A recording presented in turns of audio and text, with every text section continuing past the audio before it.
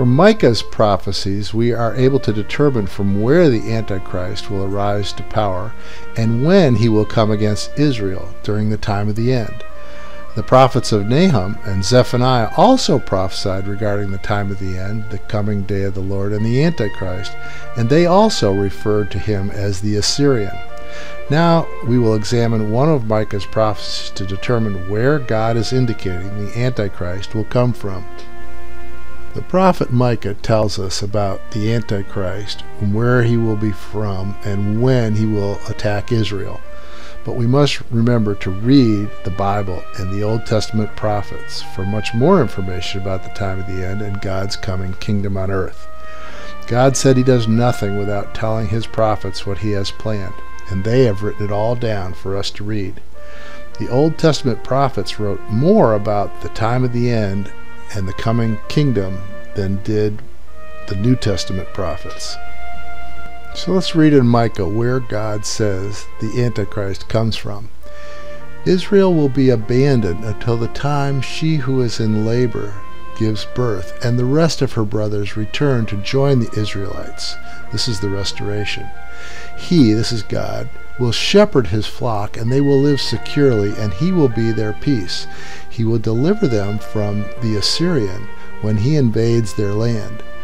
Your hand will be lifted up and in triumph over your enemies, and all your foes will be destroyed.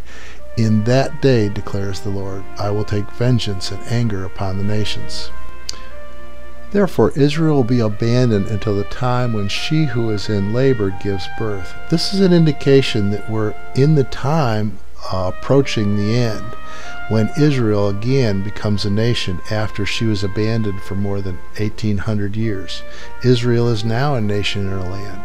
The end is near, and God is saying he will intervene when the Assyrian comes against Israel and comes into her land, and he will destroy them and deliver Israel.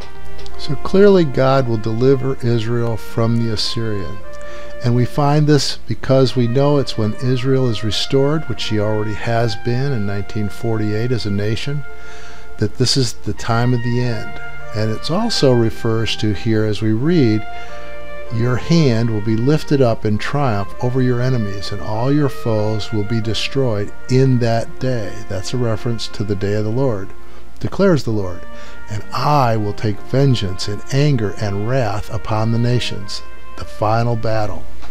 Not only do we need to read the Bible and the Old Testament prophets to find out more about the end times and God's return and the coming kingdom and this Antichrist and this final kingdom of the Antichrist, but we need to read the Bible to be sure that what we're hearing is true, because God tells us we must be followers of God and His Word, not the followers of men and their teachings and their traditions. It's the Word of God we must rely on.